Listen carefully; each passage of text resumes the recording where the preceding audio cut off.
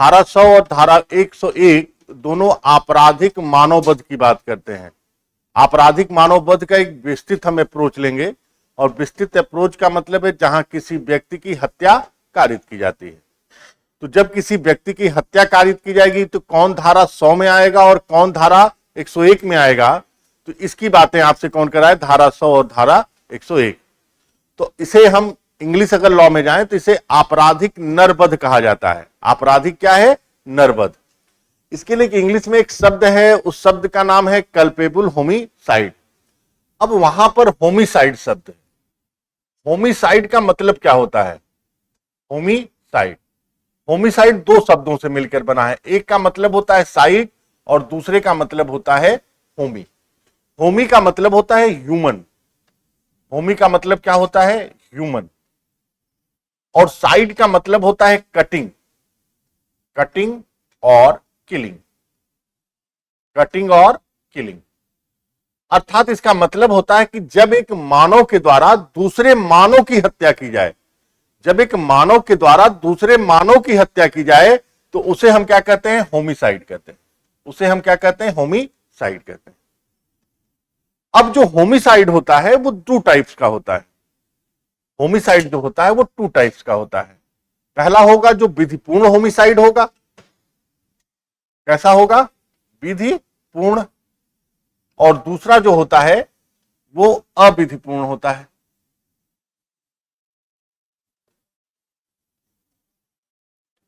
विधिपूर्ण और अविधिपूर्ण। अब ये विधिपूर्ण जो होता है ये भी दो प्रकार का होता है। एक होता है क्षम्य, एक्सक्यूजेबल, और एक होता है न्याय संगत, जस्टिफेबल। न्याय संगत, न्याय संगत। तो ऐसे अपराध जो विधिपूर्ण है, अगर किसी व्यक्ति की हम हत्या भी कर रहे हैं तो क्षम्य है, तो इन अपराधों को हम क्या कहते हैं, दुर्घटना। दूसरा, क्षम्य मतलब माफी योग्य, सॉरी, माफी योग्य, एक्सक्यूजेबल। दुर्घटना, जो बच्चों के द्वारा अपराध कारित किया जा रहा है तथा सहमति से यदि कोई कार्य कारित किया जा रहा है, तो ऐसे कार्य जो हैं वो ऐसे कार्य क्या हैं, क्षम्य अर्थात माफी योग्य होते हैं। क्या होते हैं, माफी योग्य होते हैं।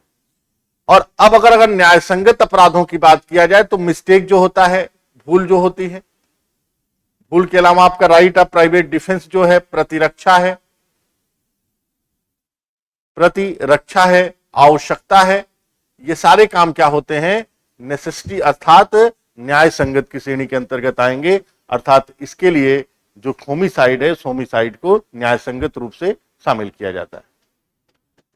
अविधिपूर्ण का मतलब होता है कि इसमें आपका कल्पेबल होमिसाइड, जो भी चीजें हैं, हत्या, आपराधिक मानववध, हत्या, हत्या का दुष्प्रेरण, ठीक है, दुष्प्रेरण का, हत्या का, कोई भी अगर आप कार्य कर रहे हैं तो ऐसी स्थिति में प्रयत्न, ये सारे क्या प्रयास होंगे, ये सभी चीज अविधिपूर्ण के अंतर्गत शामिल होंगे, अविधिपूर्ण के अंतर्गत शामिल होंगे। अब देखिए धारा 100 पढ़िए। आपराधिक मानववध, जो कोई मृत्यु कारित करने के आशय से, जो कोई मृत्यु कारित करने के आशय से या ऐसी शारीरिक क्षति कारित करने के आशय से जिससे मृत्यु कारित हो जाना संभाव है, या यह ज्ञान रखते हुए कि यह संभाव है कि उस कार्य से मृत्यु कारित कर दे, कोई कार्य करके मृत्यु कारित कर देता है, तो वह आपराधिक मानववध का अपराध करता है। तो सीधी सी बात है कि यहां पर स्पष्ट रूप से क्या कह रहा है, किसी, अगर हम देखें तो धारा 100 के तहत आपराधिक मानव में कहता है कि जो कोई मृत्यु कारित करने के आशय से, तो पहला इंपॉर्टेंट चीज क्या है कि कोई मृत्यु कारित करने के आशय से, कोई मृत्यु कारित करने के आशय से, ध्यान से बस चलिए आगे, कारित करने के आशय से।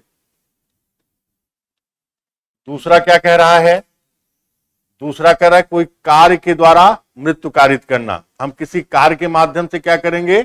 मृत्यु कारित करेंगे। तो कोई कार्य द्वारा मृत्यु कारित करना, कोई कार्य द्वारा मृत्यु कारित करना। तीसरा क्या कह रहा है?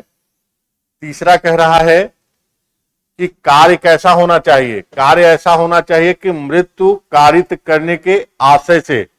कैसा होना चाहिए? कि मृत्यु कारित करने के आशय से, कारित करने के आशय से, आशय से जिससे मृत्यु कारित कर देना संभव हो, जिससे मृत्यु कारित कर देना संभाव्य हो, मृत्यु कारित कर देना संभाव्य हो, मृत्यु कारित कर देना संभाव्य का मतलब संभव हो। और चौथा, यह ज्ञान रखते हुए कि यह संभाव्य है, उस कार्य द्वारा मृत्यु कारित कर दे। चौथा, यह कार्य, यह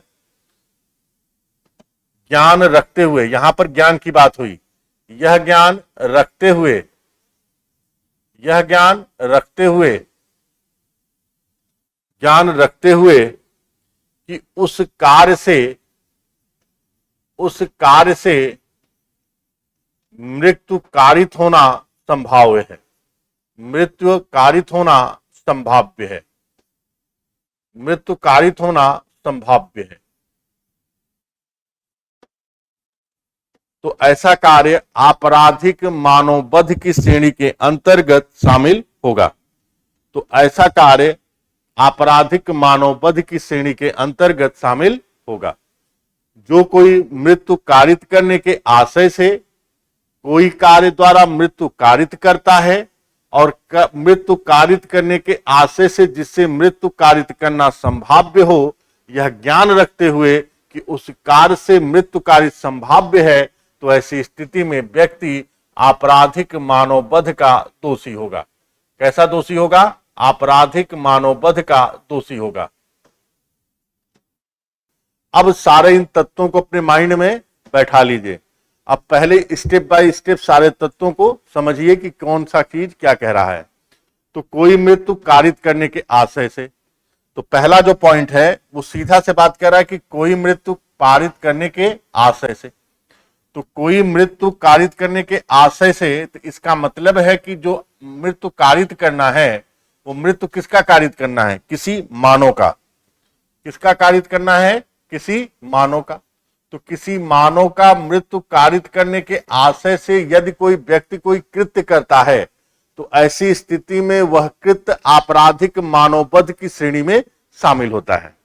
तो मानव कौन होगा? मानव के बात को स्पष्ट करने के लिए स्पष्टीकरण 3 पे चलेंगे। कहां पर चलेंगे? स्पष्टीकरण 3 पर करेंगे। तो यदि कोई शिशु है जिसका शरीर क्या है? अभी अंदर है, गर्भ में है, और उसकी मृत्यु अगर हम कारित करते हैं तो वह आपराधिक मानववध नहीं होगा। लेकिन यदि उसके शरीर का कोई भाग बाहर आ गया है, तब ऐसी स्थिति में अगर हम उसकी हत्या कारित कर रहे हैं, तब ऐसी स्थिति में वो क्या होगा? आपराधिक मानववध आएगा। तो स्पष्टीकरण 3 देखिए, अभी लिखिए उठिएगा मत, पहले समझिए। स्पष्टीकरण 3 कहिए कि मां के गर्भ में स्थित किसी बालक की मृत्यु मारित करना मानववध नहीं है, किंतु किसी जीवित बालक की मृत्यु कारित करना आपराधिक मानववध की कोटि में आ सकेगा यदि उस बालक का कोई भाग बाहर निकल आया हो, यद्यपि उस बालक ने श्वास नहीं ली हो या उसमें पूर्णतः जन्म नहीं लिया हो। तो जैसे ही शरीर का कोई भी भाग अगर बाहर आ गया, चाहे उसने श्वास ली हो और चाहे श्वास ना ली हो, अगर उसकी मृत्यु हम कारित करते हैं तो ऐसी मृत्यु कारित करना भी मानववध कहलाएगा। और अगर कोई बालक गर्भ में है और उसके शरीर का कोई भाग बाहर नहीं आया है, तब ऐसी स्थिति में वह व्यक्ति क्या होगा? मानववध की श्रेणी में नहीं आएगा, उसके लिए अलग से मिसकैरेज ऑफ ऑफेंसेज है। तो यहां पर इंपॉर्टेंट चीज क्या कि शरीर का कोई भी भाग बाहर आया हुआ हो, चाहे बालक ने श्वास ली हो या श्वास ना भी ली हो, अगर हम उसकी हत्या कारित कर रहे हैं तो ऐसी स्थिति में अगर उसकी मृत्यु कारित करते हैं तो ऐसे मृत्यु कारित करना आपराधिक मानववध की श्रेणी में शामिल होगा। लेकिन इसमें एक पॉइंट और है, अगर आपने स्पष्टीकरण 1-3 समझ लिया तो यहां पे समझ लिया कि मानव की अगर हत्या कारित करने के आशय से कोई कार्य किया जा रहा है।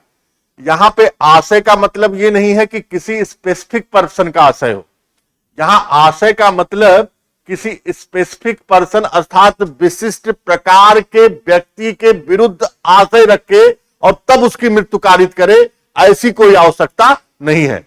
और इसी को स्पष्ट करने के लिए आप धारा 100 के उदाहरण 1 में जाइए। किसमें जाइए? धारा 100 के उदाहरण संख्या 1 पे जाइए। और वो क्या कह रहा है? वो कह रहा है कि एक गड्ढे पर लकड़ियों और घास इस आशय से बिछाता है कि तत्त द्वारा मृत्यु कारित करते हुए ज्ञान रखते हुए बिछाता है कि संभाव है कि तत्त द्वारा मृत्यु कारित हो। यह वह विश्वास करते हुए कि वह भूमि सुदृढ़ है, सुदृढ़ है, उस पर चलता है, उसमें गिर पड़ता है और मारा जाता है। तो क ने क्या किया? आपराधिक मानववध। किसी स्पेसिफिक पर्सन के लिए आशय नहीं था, आशय किसी अन्य पर्सन के लिए भी अगर है और इसके तहत अगर कोई मृत्यु कारित हो रहा है तब ऐसी स्थिति में व्यक्ति आपराधिक मानववध का दोषी होगा। अगर स्पेसिफिक पर्सन के लिए है तब ऐसी स्थिति में क्या हो जाएगी? हत्या हो जाएगी। तो यहां पर आशय का मतलब क्या होगा? आशय किसी विशिष्ट पर्सन के लिए नहीं होगा, बल्कि जो आशय होगा वो अन्य व्यक्ति के लिए होगा। और अगर अन्य व्यक्ति की मृत्यु का, यहां पर जो क है वो किसी पार्टिकुलर पर्सन को नहीं मारना चाह रहा है, कोई भी व्यक्ति वो जान रहा है कि जो भी इस गड्ढे में गिरेगा उसकी मृत्यु कारित हो जाएगी। तो आशय क्या है? स्पेसिफिक नहीं है, वो आशय किसी के भी परिप्रेक्ष्य में है। अगर ऐसा कृत्य वो करता है तो वह आपराधिक मानववध का दोषी होगा। समझ में आया? तो अगर पहले पॉइंट को एक्सप्लेन करेंगे तो पहले पॉइंट को एक्सप्लेन करने का सबसे अच्छा माध्यम है कि ये मानव का मृत्यु कारित करने की बात कर रहा है और स्पष्टीकरण 3 स्पष्ट रूप से कह रहा है कि यदि कोई बालक का शरीर, बालक किसी गर्भ में है और उसकी अगर मृत्यु कारित की जा रही है तो ऐसी स्थिति में वह आपराधिक मानववध की श्रेणी में शामिल नहीं होगा जब तक वह बालक के शरीर का कोई भी भाग बाहर ना निकल गया हो। और ऐसी स्थिति में चाहे बालक ने सांस ली हो या सांस ना ली हो, तब भी उसकी हत्या करने के लिए उसे आपराधिक मानववध। यदि कोई व्यक्ति किसी व्यक्ति का मृत्यु कारित करता है तो मृत्यु कारित करने के आशय का यहां मतलब है कि किसी विशिष्ट व्यक्ति के प्रति आशय नहीं कि ए चाहता है कि बी की हत्या कर दे, ऐसा कोई स्पेसिफिक आशय नहीं है, बल्कि आशय किसी अन्य के लिए भी हो सकता है कि इससे मृत्यु कारित करना संभव है। तो ऐसी स्थिति में धारा 100 के अंतर्गत वह क्या होगा? उत्तरदायी होगा और वह मृत्यु कारित करने के आशय से होगा। इसके लिए स्पष्टीकरण एक स्पष्ट करता है कि क्या करता है? गड्ढा खोदता है, उसके ऊपर बिछा देता है। अब यहां पर किसी स्पेसिफिक पर्सन की मृत्यु नहीं कारित करना चाह रहा है, लेकिन वो जानता है कि जो भी इस गड्ढे में गिरेगा वो ऊपर पहुंच जाएगा। और ऐसी स्थिति में यह उस भूमि को सुदृढ़ पहुंचकर उसके ऊपर क्या होता है? गिर जाता है और जिसके कारण उसकी मृत्यु कारित हो जाती है। तो क के द्वारा किया गया यह कृत्य आपराधिक मानववध की श्रेणी के अंतर्गत आएगा, क्योंकि कोई भी मृत्यु कारित आशय से किया गया है।